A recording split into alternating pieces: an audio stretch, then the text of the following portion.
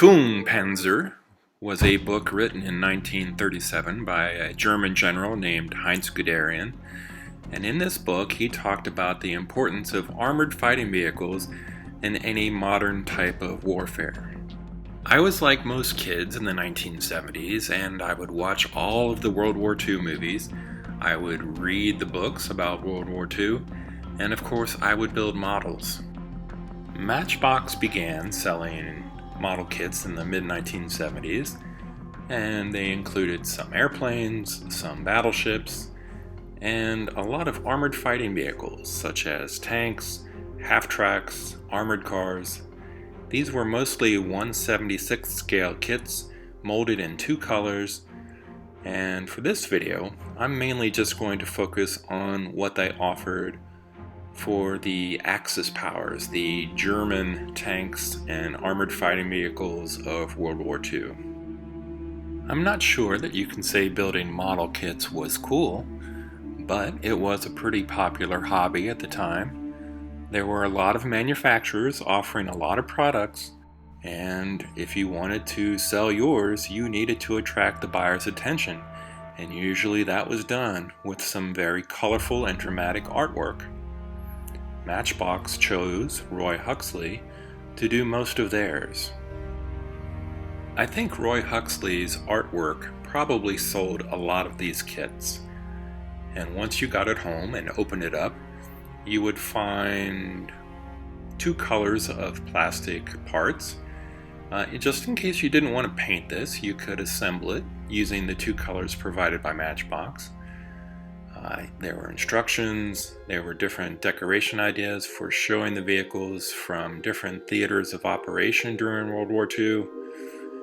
But if you bought the model kit, chances are it was because of the artwork on the box by Roy Huxley. Check out the action in this scene. Is it from Germany's early days of invading Poland? Is it from later fighting in France? It's up to your imagination.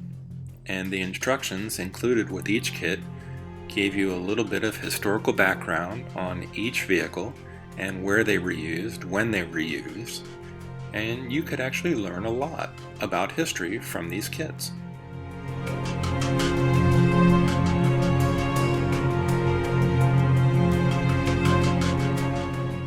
Most of these finished models are probably only 4 or 5 inches long, but Matchbox did a pretty good job of including a fair amount of detail in each of these kits.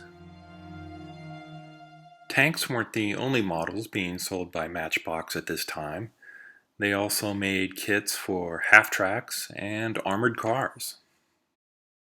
Roy Huxley must have been very busy at this time, because there were so many kits offered by Matchbox during the 70s.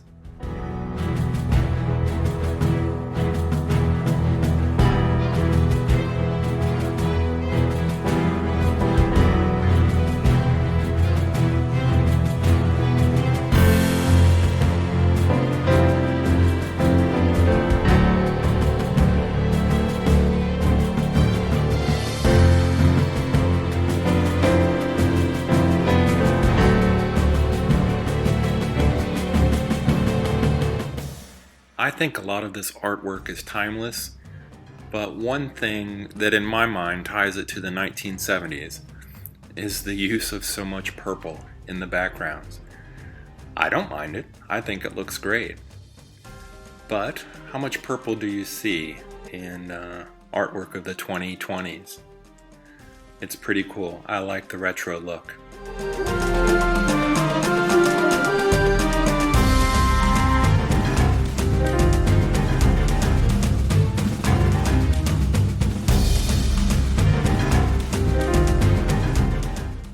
When you think about these kits, then you have to remember the catalogs from the time. The colorful catalogs that you would just stare at for hours, maybe at the kitchen table with a bowl of cereal and you're flipping page through page, thinking about what you would like to get for your birthday, or maybe if you saved up enough allowance money, you could go to the store and get an airplane kit or a tank kit.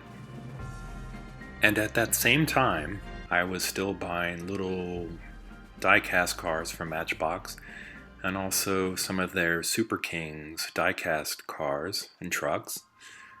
The 1970s were a pretty good time to be a kid.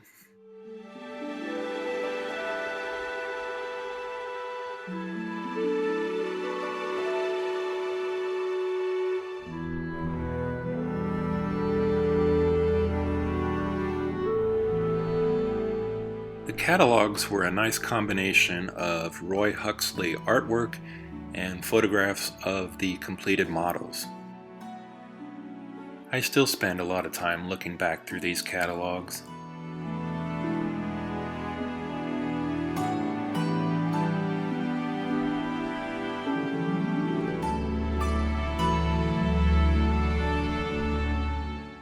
Also from the 1970s, Matchbox introduced its Battle Kings line of die-cast vehicles. The only one that I could find that had a German theme was this German King Tiger. I never bought this. I could not wrap my mind around the idea of a silver King Tiger tank. I should have bought one, just because of the artwork also done by Roy Huxley. Look at the background inside the box, and then also the back of the box itself. It has some very colorful artwork, clearly by Roy Huxley, and that might be worth the purchase price itself, just to see his artwork. At some point in the 2000s, Matchbox introduced a line of tank collectibles. The only two that I could find relating to Germany in World War II were this Panzer IV, and then also they made a Panther tank, which is a Panzer V. From the orange stickers on this one, you can tell that it was on a clearance shelf at Target. I don't know how well these sold. They came with a base, a background, and a nice hard plastic display case. They look pretty good. But I don't have any of these. But if you want to find some for yourself, you can still find them on eBay. Here is something that I would like to own someday. It's a new book that came out in 2020, and it features artwork from Roy Huxley during his years working for Matchbox.